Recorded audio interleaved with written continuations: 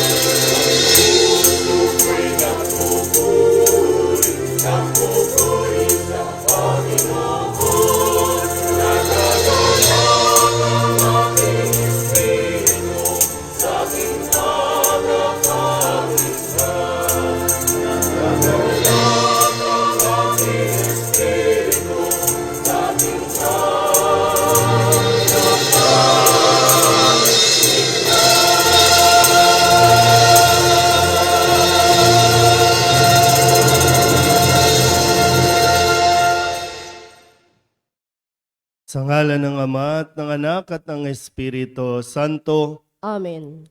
sumainyo ang Panginoon. At sumaiyo rin. Tayo po ay nasa ikapitong araw ng ating pagsisimbang gabi o Misa de Gallo. Mga kapatid, aminin natin ang ating mga kasalanan upang tayo maging marapat gumanap sa banal na pagdiriwang.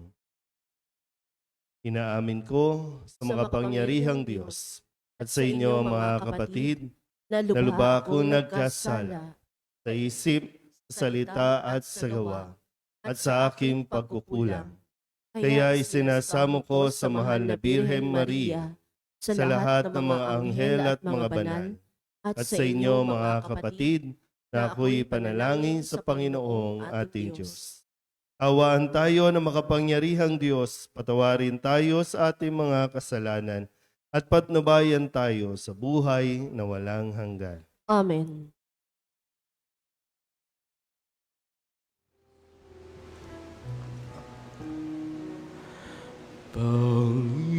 Panginoon, kaawaan mo kami, kaawaan mo kami.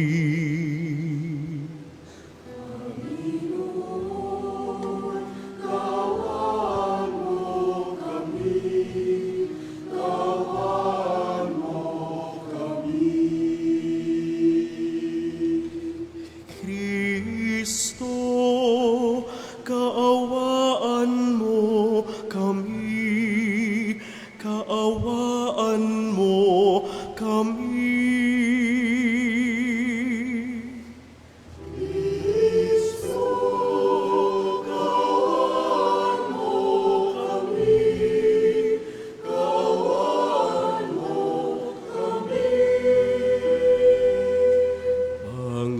Panginoon, kaawaan mo kami.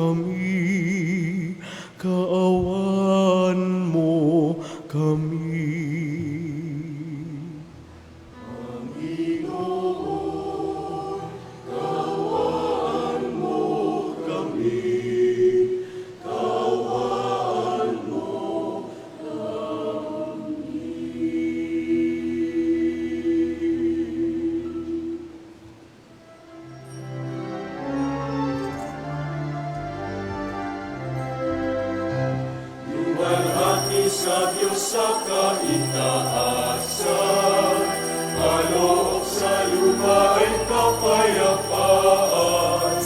Pinupuri ka at ipinagdaraman, sinasamba ka dahil sa dakila mong kalwalhatian. Dahil mo ang aming Diyos sa ng langit, Amang makapangyarihan, Panginoong Jesucristo, bugtong na anak ng Diyos, Kordero ng Ama. Ikaw na nag-aalis ng mga kasalanan ng sanlibutan. Sasabihin mo ang aming kahilingan, ikaw na naluluklok sa kanan ng Ama. Maawa ka sa amin, ikaw lamang ang banal, Panginoon Jesucristo, kasama ng Espiritu.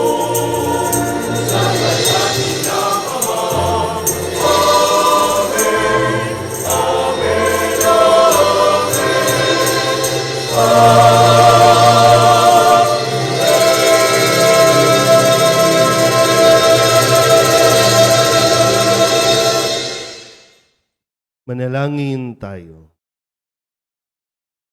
Ama naming makapangyarihan, niloob mong ang iyong salita na ibinalita ng anghel ay maging taong totoo sa sinapupunan ng mahal na Birhen. Ipagkaloob mong kaming sumasampalatayang siya'y ina ng Diyos ay matulungan niyang dumalangin sa iyo sa pamamagitan ni Jesucristo kasama ng Espiritu Santo magpasawalang hanggan. Amen. Umupo ang lahat.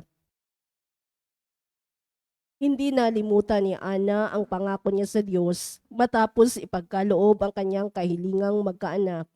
Bilang pasasalamat, inihandog niya si Samuel upang maglingkod sa Panginoon habang buhay.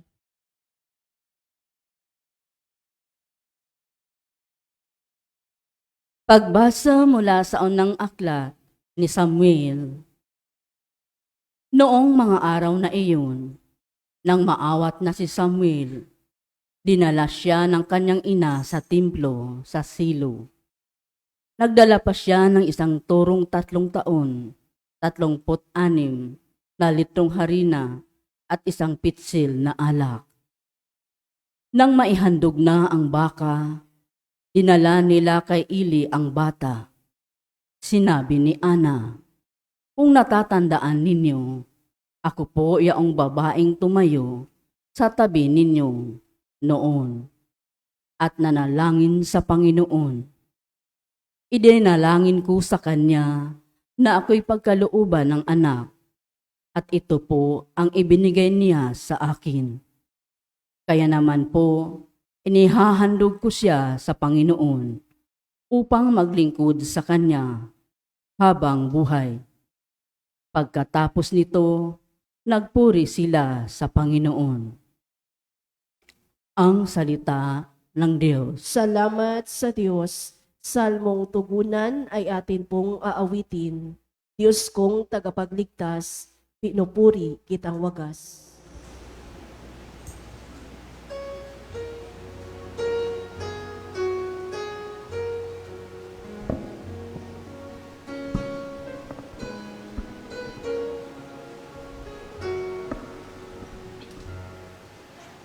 Diyos kong tagapagligtas, pinupuri kitang wagas.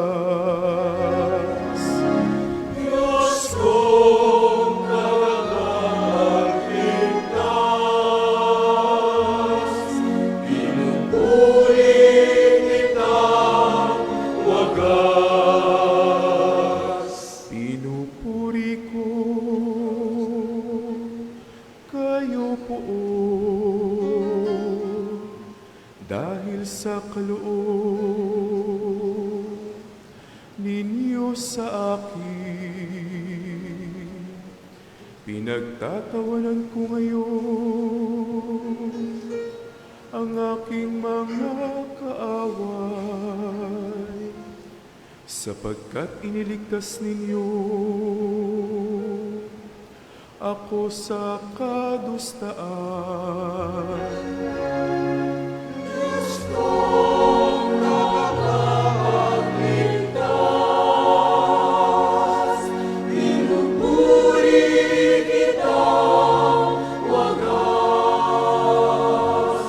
Nagapi ninyo ang mga makapangyarihan at pinilakas ninyo ang mahihina.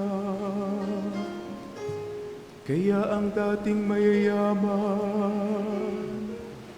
ay nagpapaupa para mabuhay.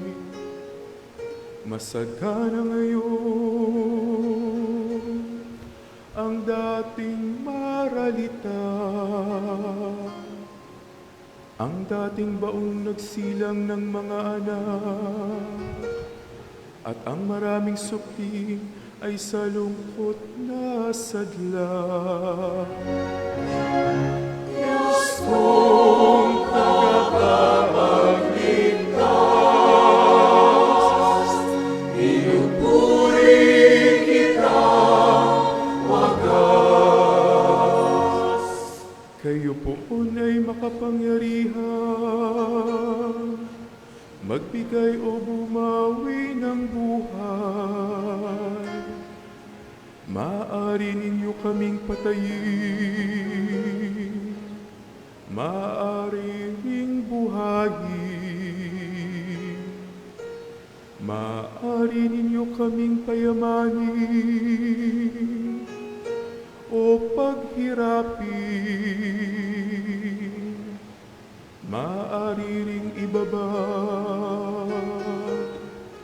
o itaas.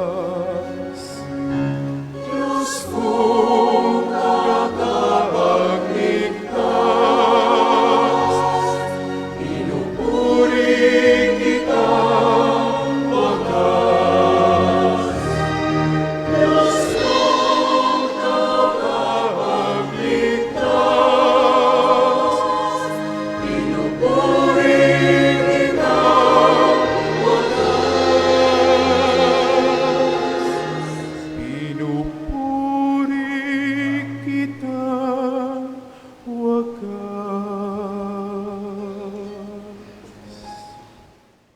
Tumayo ang lahat.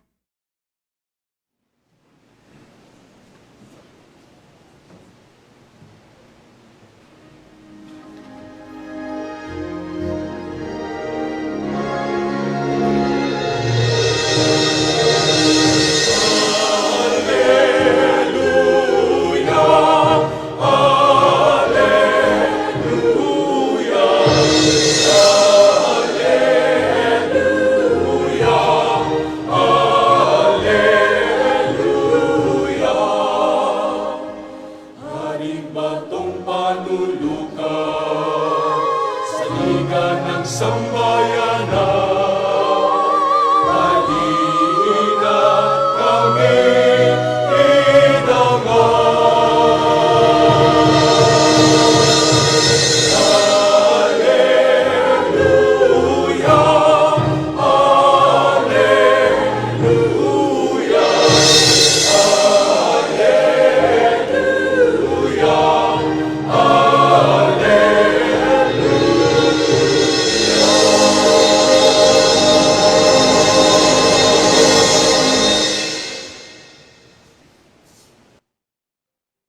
Sumainyo ang Panginoon. At sumaiyo rin. Ang mabuting balita ng Panginoon ayon kay San Lucas. Papuri sa iyo, Panginoon.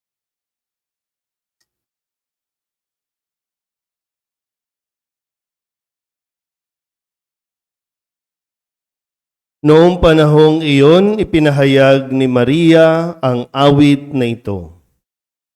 Ang puso ko'y nagpupuri sa Panginoon at nagagalak ang aking espiritu dahil sa Diyos na aking tagapagligtas, sapagkat nilingap niya ang kanyang abang alipin. At mula ngayon, ako'y tatawaging mapalad ng lahat ng salinlahi dahil sa mga dakilang bagay na ginawa sa akin ng makapangyarihan.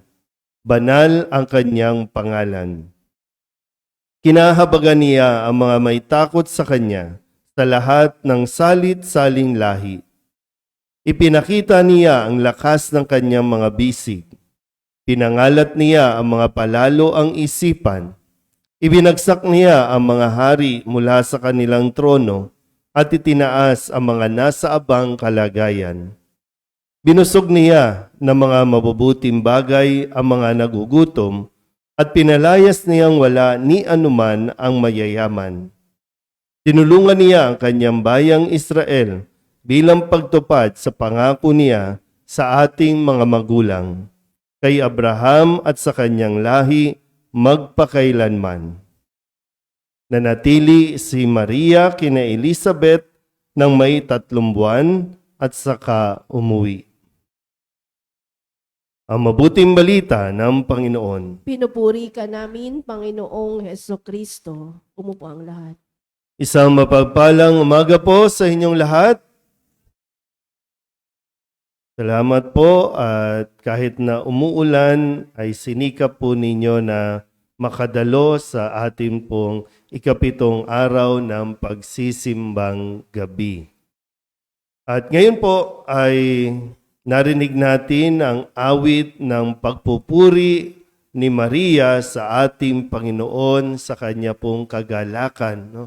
Kung kahapon, ang narinig natin ay pinuri ni Elizabeth si Maria. No? Sabi nga, bukod kang pinapala sa babaeng lahat at mapalad ka dahil naniwala kang matutupad ang sinabi sa iyo ng Panginoon. At ito yung nag-uumapaw sa puso ni Maria ngayon sa ating ebanghelyo. Di ko alam kung paano maidi-describe yung kanyang pagpupuri, yung pag-uumapaw bilang pasasalamat upang madala niya ito sa isang awit ng pagpupuri. Na para bang sa lahat ng mga nangyayari sa kanyang buhay, ang tanging lang masasabi niya ay salamat sa Diyos.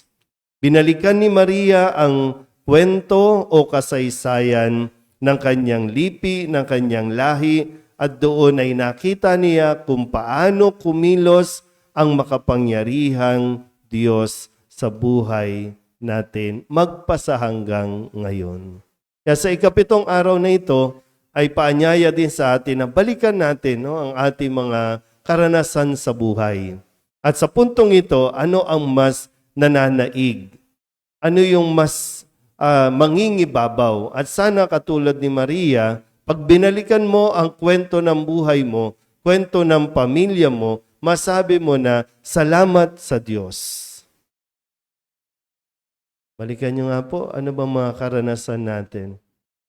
Na sana hindi lang tayo maiwan doon sa pagrereklamo. Hindi lang tayo maiwan doon sa yung kadalasan tanong, bakit sa akin nangyari? Bakit nangyari yon? Ngayon ay, yung imbis na gratitude, imbis na pasasalamat, ang sisi natin, bakit mo kasi pinahintulot yon, Panginoon? Bakit kasi nangyari yon? Bakit ako pa? Baka lang hindi pa natin nakikita ng lubusan na pangit man ang nangyari sa ating buhay, ay mayroong magandang idinudulot o mayroong magandang lalabas sa mga pangit na karanasan ng buhay mo. Kung masisimulan mo lang na sabihin na salamat sa Diyos. Ngayon nga, siguro at this point, tapos na ang mga Christmas party ninyo sa inyong mga opisina.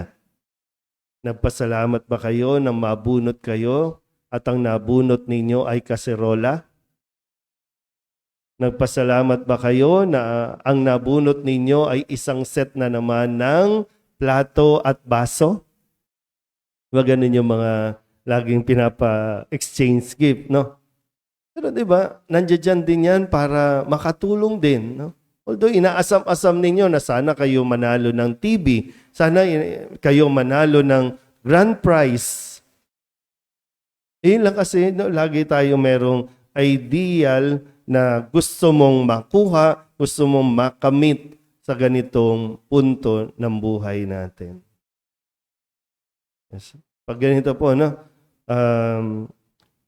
pag binabalikan ko din yung karanasan ko na talagang noon para bang awang-awa ako sa sarili ko, awang-awa ako sa buhay. Kasi naranasan ko yung hirap, naranasan ko yung kung paano yung sinasabi nilang mahirap. Pero ngayon pag tinitingnan mo na, talagang salamat sa Diyos. Ilan po sa mga karanasan na talagang tinitreasure, no? Sana i-treasure nyo rin yung mga nangyayari sa buhay ninyo. Isa sa mga pangyayari, sa murang edad, no? Siyempre, kapag sa buhay naman ng pamilya, sabi nga, minsan parang gulong, hindi laging masaya, hindi laging asenso, may mga pagkakataon na ang gulong napaplat at nananatili ka doon. Parang ang tagal-tagal naman. Dahil 10 kami magkakapatid, ang tingin ko noon, mahirap marami. Mahirap marami. At sinisisi ko, bakit kasi nag-anak na marami? Hindi naman pala kaya. No? Kaya nagsasuffer tuloy. And siyempre, no, pag hindi pa malinaw ang isipan mo, makitid pa ang pag-unawa mo, puro sisi. No? Pero andun din yung pagsusumikap na gusto kong magkaroon ng maayos na buhay pagdating ng araw. Na kahit walang pamasahe, sige, lakarin natin. Maglalakad mula bahay, papasok, no? Mula eskwelahan, pauwi, lakad ulit. Hindi dahilan para tumigil, hindi dahilan para magmukmuk na lang kasi wala kang pamasahe. May mga pangyayari, wala kang baon, tuloy pa rin, mag-aral pa rin. Kailangan mo lang diskartehan. Minsan di ko rin ma-imagine, no? Paano ko ba nagawa? No, paano ba ako nakatapos? Sabi ko, imbis kasi na magreklamo, kailangan kumilos. Yung bang mga bagay, yung panahon na dati nakakahiya, no? Magtapon ng basura, mangolekta ng basura para makaipon ng pamasahe. Na-survive naman. No, high school, nagtrabaho sa club para lang hindi po ako pokpok, no. Okay, isipin niyo naman, no. Hindi lang 'yun ang trabaho doon, no. Hindi po ako nagbenta ng katawan, no. Wala akong katawan noon, no. No, nag-waiter, nag-busboy, no? Para makasurvive. Working student, kasi kailangan eh. Pero noon, para bang ang laman ng aking, ng salita ko, reklamo. Kasi mahirap nga ang buhay. At bakit ganito ang buhay, Panginoon? Pero ngayon, salamat sa Diyos. Kasi kung hindi ko naranasan ang mga iyon, hindi ko ba mas ma-appreciate ang blessings na meron ako ngayon? Na talagang hindi nagpapabaya ang Diyos. Hindi tumatalikod ang Diyos sa atin. So sinasabi ko ito dahil naranasan ko din kung paano gumalaw ang Diyos sa buhay ko. Sino ba mag-aakala, no, na magiging pari ako? Sino ba mag-aakala na kung ano man mayroon ako dahil sa biyaya ng Diyos? Ngayon nga, may kotse na, ayaw mo nang gamitin sa tindi ng traffic, maglalakad na lang. O dahil sanay ka nang maglakad noon, hindi ka nang magrereklamo na maglakad na lang ngayon. Di ba? Yung mga karanasan na halos wala kayong makain, mga karanasan na halos magsuntukan kayo sa kapirasong isda, no? Halos mas mabuhay lang, no? Di ba? Naranasan niyo ba yung noodles? Di ba, no? Dadamihan mo lang ng sabaw. Pag nadamihan, matabang na, lagyan mo ng sukal, ng asin, para mas tumamis, at yun na yung ulam mo. Naging ulam mo na ba yung chicharon sa kanin? No. Diba? Pag binalik ka, ngayon, ang aarte ninyo, no? May ham na, magrereklamo pa. Isang kailangan lang natin daanan ito, kailangan lang natin maranasan ito para mas ma-appreciate mo yung blessings na darating sa buhay mo. O ngayon, ano na? Ano ang ihahatid natin sa Diyos? Kapag nandito na, ano ang ibibigay mo sa Diyos? Ano ang ihahandog mo sa Diyos? Reklamo o pasasalamat? Last year, anong pinangarap ninyo? Anong iniling ninyo sa Diyos? Anong ipinagdasal ninyo sa Diyos? Sa buong taon ba ito na sabi mo, salamat Lord ha, sa mga biyaya? O hanggang ngayon ay ang rereklamo mo naman, bakit hindi pa binibigay? Bakit hindi ka tumama dun sa 500 million na loto? Kapag binigay sa iyo yan, magulat ka, masiraan ka ng ulo. Hindi ka na matatahimik. Diba? Balikan mo. Sana yung mga kabataan, yung mga anak po ninyo, balikan ninyo, ikwento ninyo yung buhay ninyo at wag na wag niyong kakalimutan, isama at kilalanin ang kilos ng Diyos sa buhay ninyo bilang pamilya. Bilang pamilya, paano kayo dati? Na ngayon, di ba, may mga nakapag-aral na sa inyo, may mga may trabaho na sa inyo, pero paano nangyari yun? Paano ninyo nalampasan ang lahat ng iyon? Dahil sa kabutihan ng Diyos sa atin. Dahil sa katapatan ng Diyos sa kanyang pangako na hindi tayo pababayaan. Kaya huwag tayong matakot. No? Kailangan lang talaga natin lakasan ang ating loob, lakasan at kapitan natin ang pananampalataya natin sa Diyos. Isang araw talagang katulad ni Maria, mapapasigaw ka sa saya, mapapakanta ka sa pagpupuri sa pangalan ng Diyos. Amen?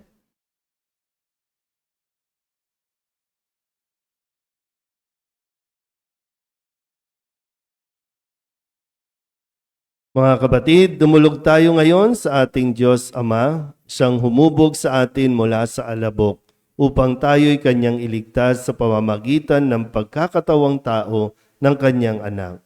Ang ating itutugon, O Diyos, iligtas mo ang iyong bayan. O Diyos, iligtas mo ang iyong bayan.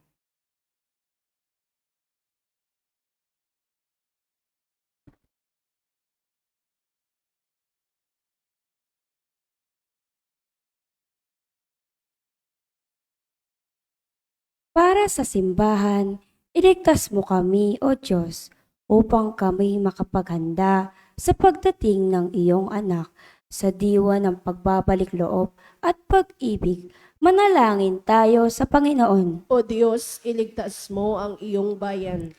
Para sa lahat ng mga lingkod bayan, gawin mo silang daluyan, Panginoon, ng iyong pagliligtas.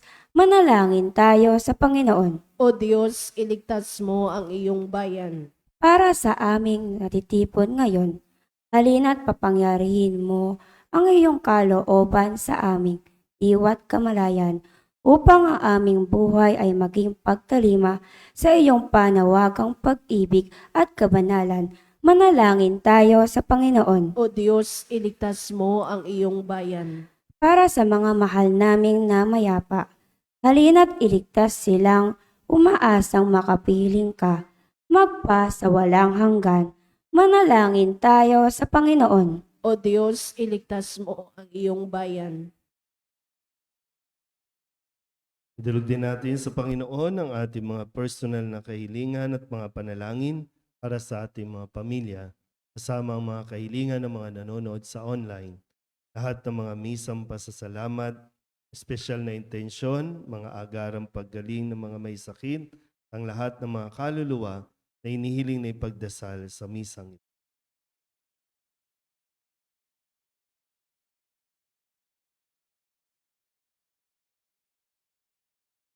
Ang lahat ng ito'y inihiling namin sa ngalan ni Kristong aming Panginoon. Amen. Umupo ang lahat.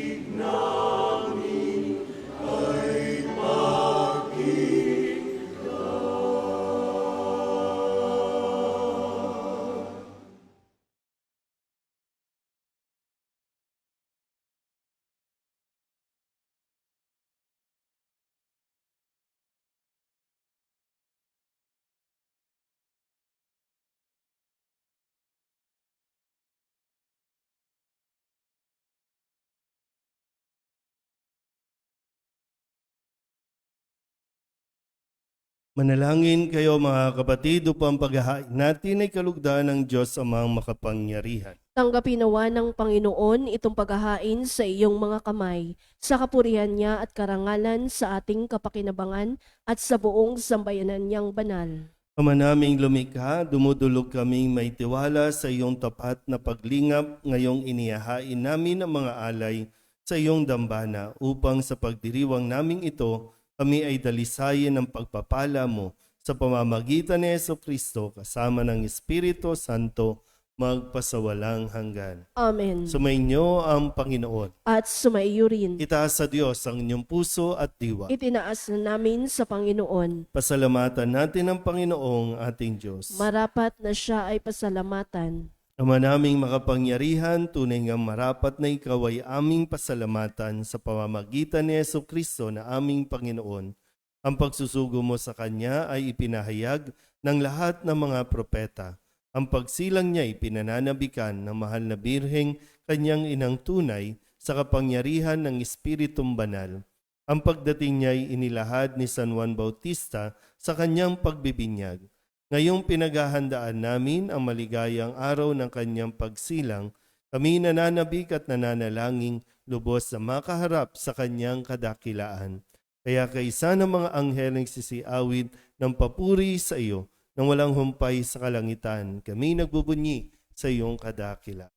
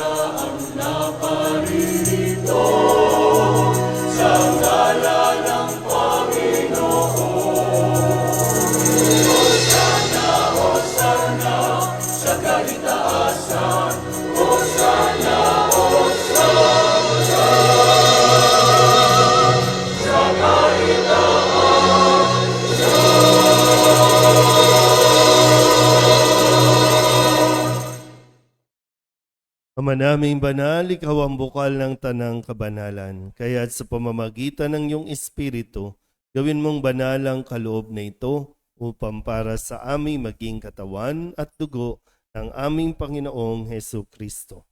Bago niya pinagtiis ang kusang loob na maging handog, hinawakan niya ang tinapay, inasalamatan kaniya, pinaghati-hati ni iyon, iniabot sa kanyang mga alagad at sinabi, tanggapin ninyong lahat ito at kanin, ito ang aking katawan na ihahandog para sa inyo.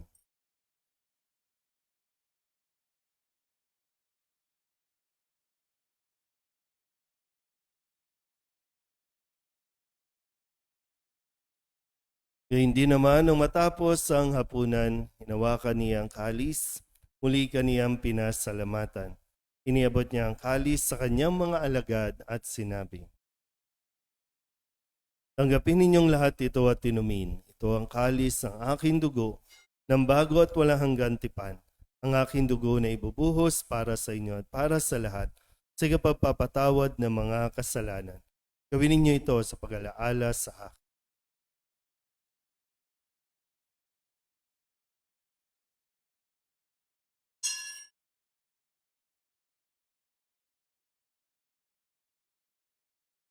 Ipagbunyihin natin ang misteryo ng pananampalataya.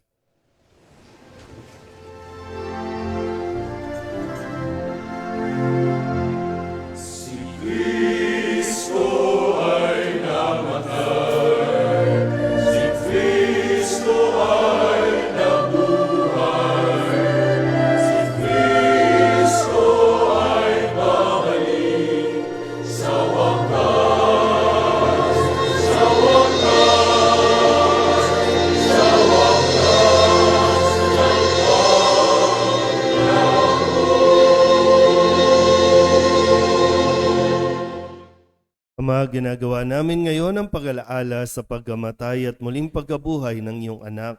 Kaya tiniaalay namin sa iyo ang tinapay na nagbibigay buhay at ang kalis na nagkakaloob ng kaligtasan.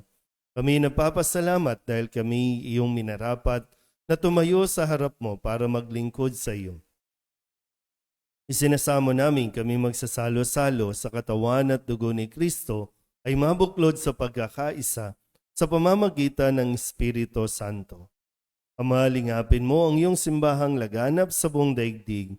Puspusin mo kami sa pag-ibig kay San Francisco na aming Papa at ni Jose na aming Obispo at ng Tanang Kaparian.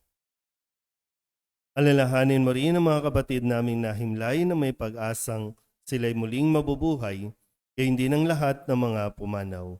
Hawaan mo sila at patuloyin sa iyong kaliwanagan. Hawaan mo at pagindapating kaming lahat na makasalo sa iyong buhay na walang wakas. Kaysa ng mahal na Birhen Maria na ina ng Diyos, ng kabiyak ng puso niyang sa San Jose, kaysa ng mga apostol at ng lahat ng mga banal na namuhay dito sa daigdig ng kalugod-lugod sa iyo. May pagdiwang nawa namin ang papupuri sa ikararangal mo sa pamamagitan ng iyong anak na aming Panginoong Hesu Kristo.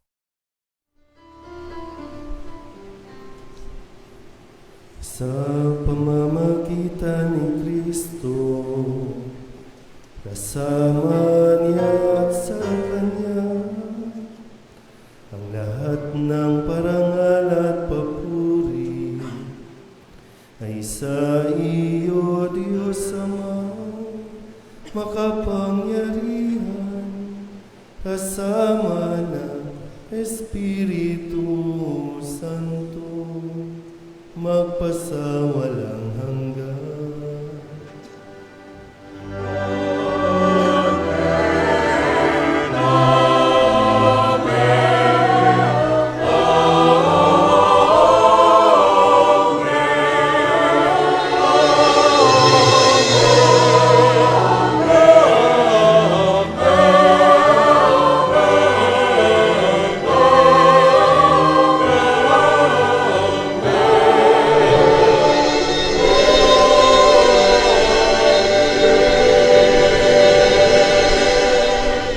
Sa tagubilin ng manakagagaling na utos at turo ni Jesus sa Panginoon natin na Diyos, ipahayag natin ng lakas loob.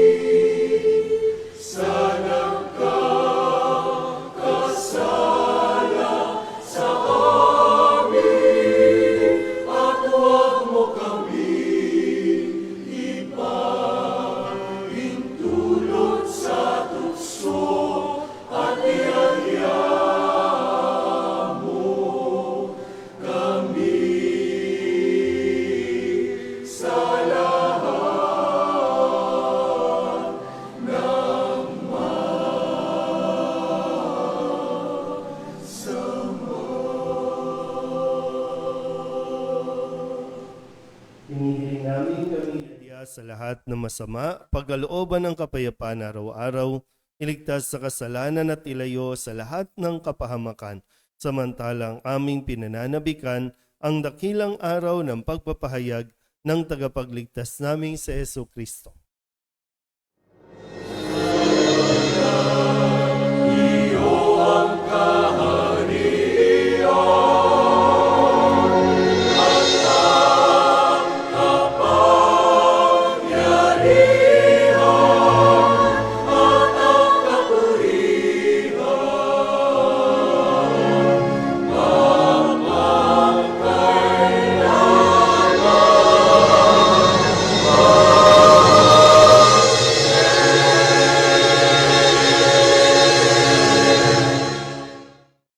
Panginoong Hesu Kristo, sinabi mo sa iyong mga apostol, kapayapaan ang iniiwan ko sa inyo, aking kapayapaan ang binibigay ko sa inyo.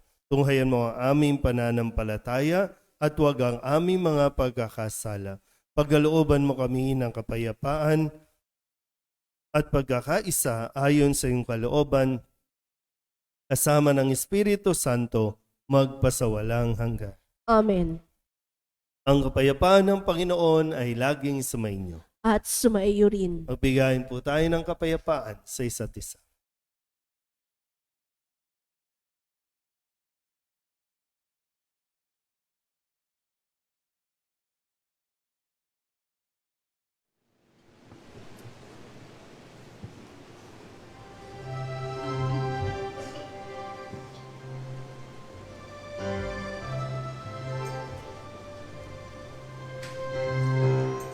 Kordero ng Diyos na nag-aalis ng mga kasalanan ng sanlibutan, Kordero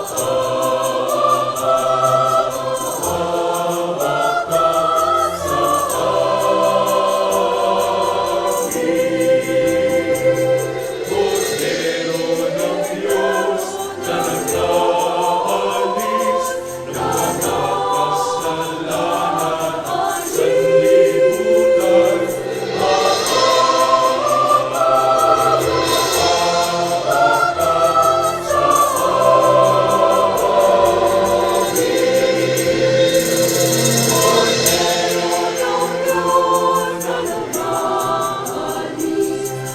kasalanan ng sanlibutan,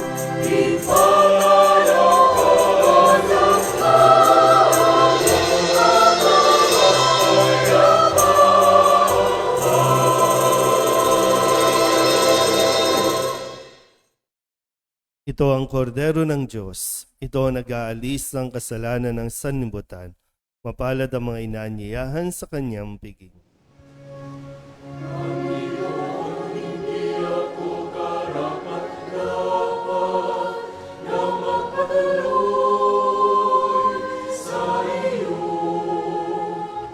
ngunit sa isang salita mo lamang ay gagaling na ako. Katawan ni Kristo, Amen.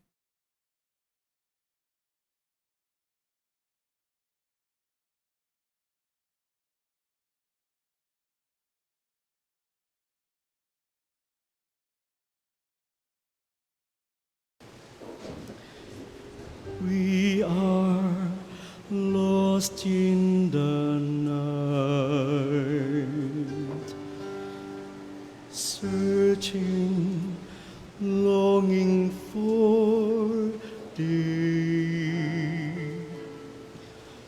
Weary, broken by sin, we seek your face, yearn to be saved.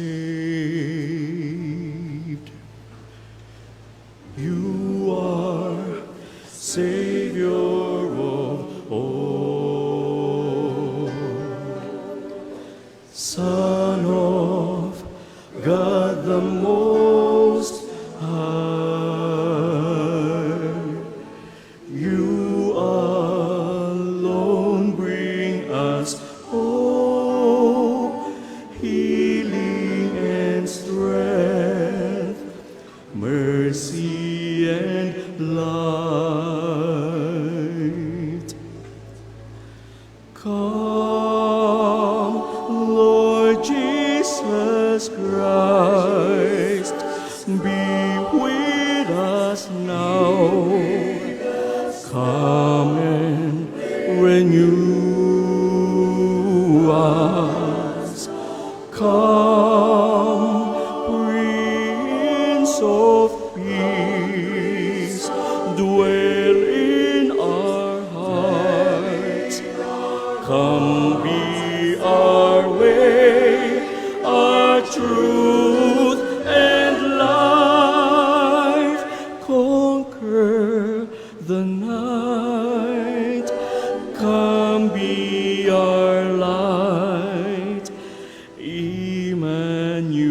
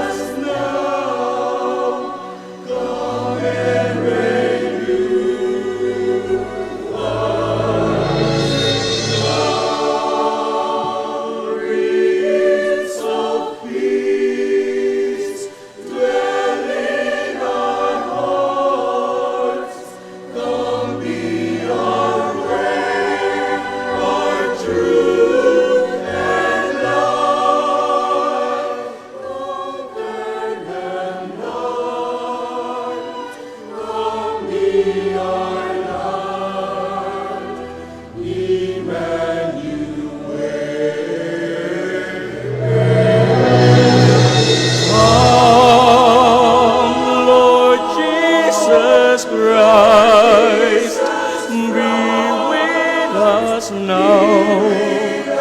Come and reign you are. Prince of Peace, dwell in our hearts. Come be our way, our truth and life. Conquer the night. Come be our light. Come, Lord Jesus Christ, be with us now. Come and renew us. Come, Prince of Peace, dwell in our hearts. Come be our way, our truth and life. Conquer the night. Come be our light, Magsitayo na po ang lahat.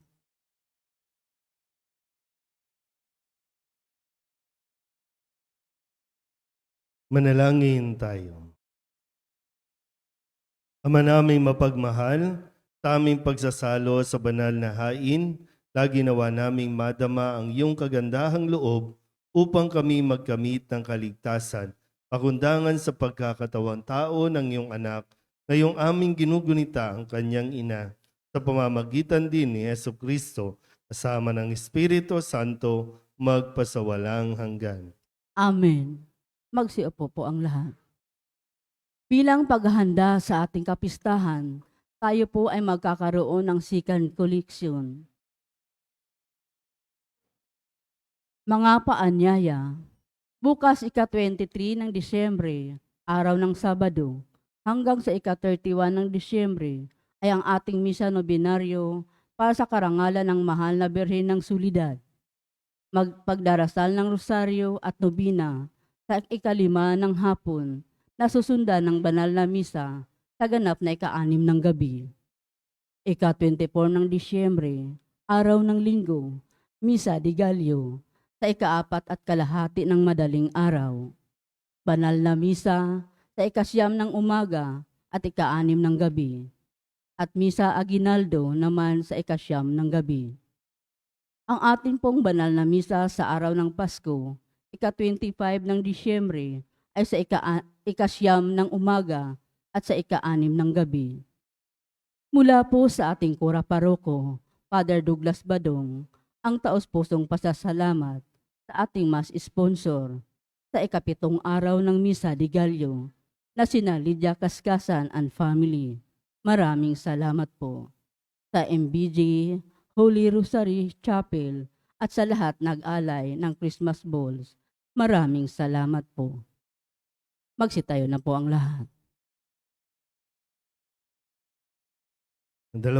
Dalawang araw na lang, kaya kapit po ha. Kapit. Para mabuo po natin ang 9 na araw, 9 na gabing sisimbang gabi at atin pong matutunghayan ang pagdating ng mag-asawang si Maria at si Jose dito po sa ating inihandang sabsaban. Muli maraming salamat sa inyo po mga tulong at donasyon para po sa mga gawain natin sa nalalapit na kapistahan ng ating pong parokya. No, January 1, ang kapistahan po ng ating parokya.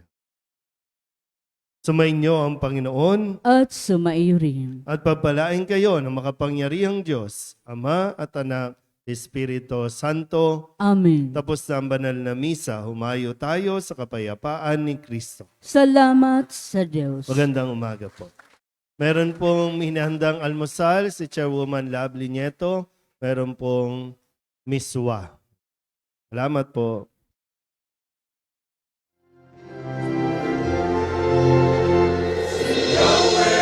Diyos ng Israel, purihin ang taong madlang. Ang kahangahangang bagay, tanging siya lamang ang may gawa. Ang dakilang ngalan niya ay purihin kailanman, at siya ang dakilain ng buong sanlibutan. Si Yahweh, Diyos ng Israel, purihin ang taong madlang. Ang kahangahangang bagay, tanging siya lamang ang may gawa. Yan nawa'y iligtas ang sino